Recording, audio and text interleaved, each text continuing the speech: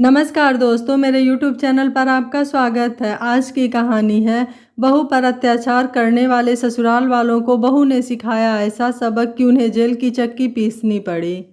रात के 8 बज चुके थे। सास गुस्से में सुनैना को देख रही थी और सुनैना उनकी आंखों को देखकर डर के मारे काँप रही थी। सास उसे देखकर फुफकारती हुई बोली, तेरी हिम्मत कैसे हुई मेरे घर में यह सब करने की?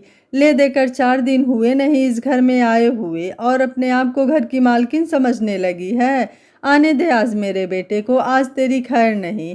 हाथ पैर न तुड़वा दिए तो मेरा नाम भी जानकी नहीं। आज न जाने क्या होने वाला है। सास जितनी निर्दयी है अपने बेटे को भी उसी तरह निर्दयी बना रखा है। हर नई नवेली दुल्हन को अपने पति का इंतज़ार होता है, पर सुनैना उसे तो अपने पति प्रवीण का बिल्कुल इंतज़ार भी नहीं होता था, क्योंकि उसे तो डर लगता था। मन ही मन मन्नत मांग रही थी कि आज पति घर ही ना आए, लेकिन जब तक पति घर नहीं आएगा तब तक सासू माँ उसे खाना भी नहीं देंगी। इतनी निर्दयी औरत है कि रसोई को भी ताला लगा कर रखा है। आखिर ऐसा क्या हुआ था जो जानकी जी उसे इस कदर डांट रही थी? और आखिर प्रवीण का ऐसा क्या स्वभाव था कि अभी नई नवेली दुल्हन होने के बावजूद भी सुनैना को अपने पति का बिल्कुल भी इंतज़ार नहीं था? चलिए जानते हैं सुनैना के बारे में। सुनैना की शादी प्रवीण से 4 महीने पहले ही हुई थी। माता पिता तो थे नहीं, ग्रेजुएशन पूरा होते ही चाचा चाची ने उसकी शादी करवाई थी और फिर अपनी जिम्मेदारियों की तीसरी कर ली थी। ना कोई पग फेरे की रस्म और ना ही कोई तीज त्योहार। उधर ससुराल में ले देकर सास जानकी जी, पति प्रवीण और एक ननद विवाही थी जिसकी सगाई हो चुकी थी। छोटा परिवार था। एक प्यारी और शांतिपूर्ण गृहस्थी का सपना सोजोए सुनैना इस घर में आई थी। पर सपने तो सपने ही होते हैं, हमेशा सच थोड़ी ना होते हैं। शांतिपूर्ण गृहस्थी तो सपना ही बनकर रह गई। सुनैना जहाँ 20 साल की, वहीं प्रवीण पूरे 30 साल का था।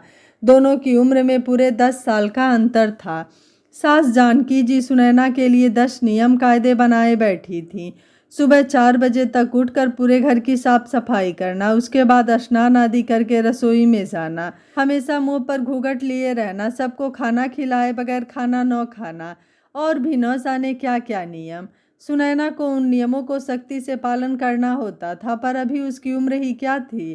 कई बार गलती भी हो जाती थी। अगर किसी दिन कोई चूक हो जाती तो उस दिन उसकी सामत आ जाती थी। उस पर हाथ उठाने से भी कोई गुरेज नहीं करता था घर में। यहाँ तक कि उससे 5 साल बड़ी ननद विभा भी उस पर हाथ उठा देती थी। शादी के कुछ दिन बाद रात 8 बजे तक प्रवीण घर नहीं आया था। सुनैना को बहुत ज़ोर से भूख लग रही थी तो उसने अपने आप से खाना लेकर खाना ही शुरू किया था। अभी पहला निवाला मुंह में ही गया था कि इतने में जानकी जी ने देख लिया और चिल्लाना शुरू कर दिया। जब सुनैना से बर्दाश्त नहीं हुआ तो उसने कहा, माँ जी मुझे बहुत ज़ोरों से भूख लग रही थी इसलिए खाना खा लिया। इससे पहले सासू माँ कुछ कहती ननद विभा ने आगे होकर सुनैना के गाल पर थप्पड़ जसीद कर दिया। तुम्हारी हिम्मत कैसे हुई मेरी माँ से ज़बान लड़ाने की?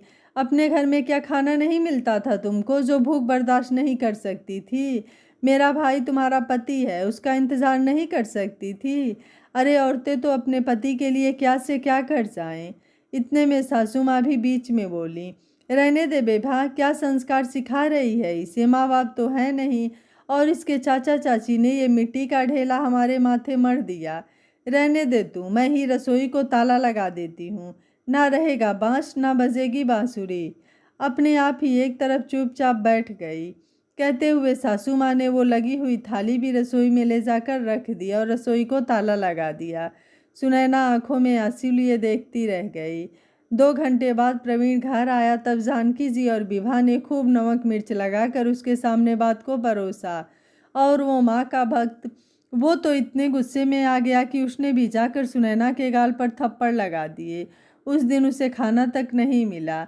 अब आज का ही किस्सा ले लो। सुनैना शाम का खाना बनाकर सास और ननद को खिला रही थी।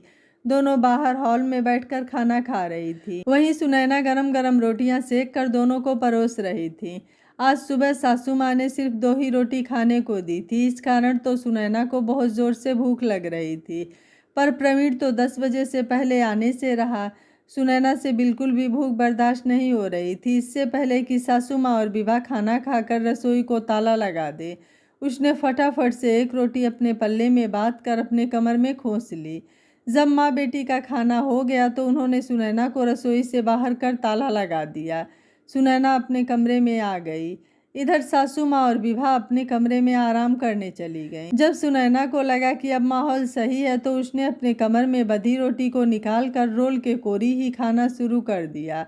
रोटी खाते खाते उसकी आंखों से आंसू भी गिरे जा रहे थे। स्वाभिमान इस चीज़ की गवाही नहीं दे रहा था, पर क्या करे वो भी समझ में नहीं आ रहा था। उसी समय सासू माँ किसी काम से उस तरफ आई और उन्होंने सुनैना को रोटी खाते देख लिया। बस फिर क्या था, हंगामा शुरू हो गया और सुनैना अब यही इंतज़ार कर रही थी कि प्रवीण घर ही ना आए। अब पता नहीं आज वो क्या करेगा। उस दिन इन सबके सामने रोटी लेकर खाई थी तो थप्पड़ मार दिया, पर आज तो रोटी की चोरी की। थोड़ी देर बाद प्रवीण घर आया तो सुनैना का दिल जोरों से धड़क रहा था, माथे पर पसीना आ रहा था। अचानक प्रवीण की जोरदार आवाज़ सुनाई दी, सुनैना बाहर आओ।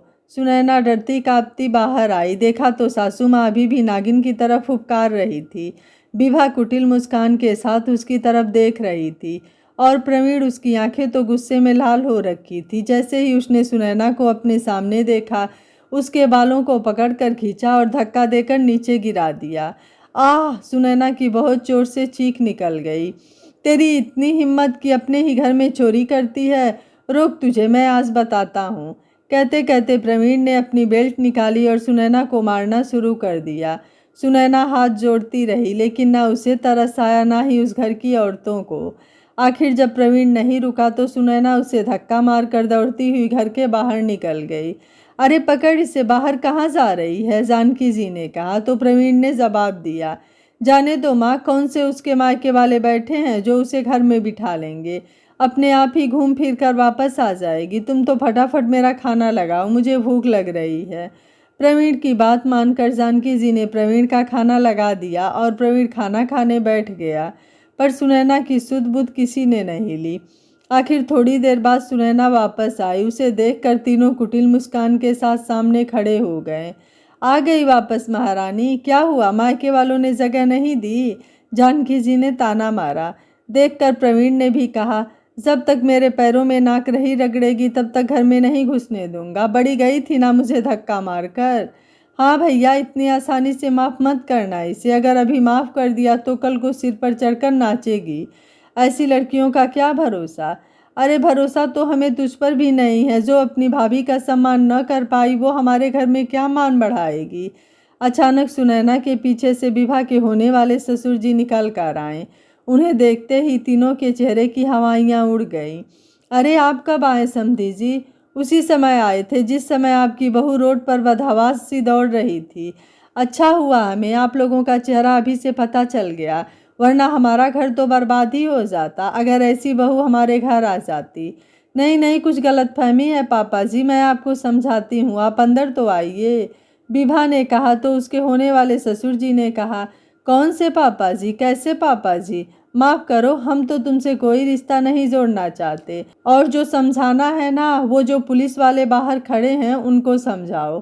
तीनों में से किसी से कुछ कहते ना बना। उन्हें देखते ही जानकी जी ने अपनी आवाज़ को नरम करते हुए सुनैना से कहा, अरे बहू, इतनी छोटी सी गलतफहमी में कोई पुलिस को बुला कर लाता है क्या?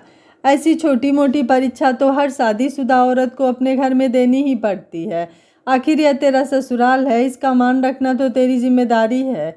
माफ़ करना सासूबा, मुझे ऐसी कोई परीक्षा देने का शौक़ नहीं है। शादी थप्पड़ खाने के लिए नहीं की थी मैंने। और यह कैसा ससुराल जहाँ रोटी भी मुझे चुरा कर खानी पड़ी। आपने मुझे कमज़ोर समझ रखा है क्या? मेरा मायका नहीं है ना सही, पर कमज़ोर में फिर भी नहीं हूँ। अब संस्कार अपने बच्चे को जेल में बिठा कर देते रहना। आखिरकार पुलिस तीनों को अरेस्ट कर अपने साथ ले गई। विभा के ससुराल वालों ने रिश्ता करने से मना कर दिया और सुनैना को एक स्वयंसेवी संस्था ने आगे बढ़ के मौके दिए, जहां वो संस्था के साथ मिलकर लोगों को घरेलू हिंसा के प्रति जागरूक करती थी। उसने अब एक नई शुरुआत कर ली थी। यह कहानी आपको कैसी लगी? आप मुझे अपनी राय कमेंट बॉक्स में ज़रूर दीजिएगा। वीडियो पसंद आया है तो वीडियो को लाइक, शेयर एंड चैनल को सब्सक्राइब कर लीजिएगा। Thank you for watching. मिलते हैं अगली कहानी में।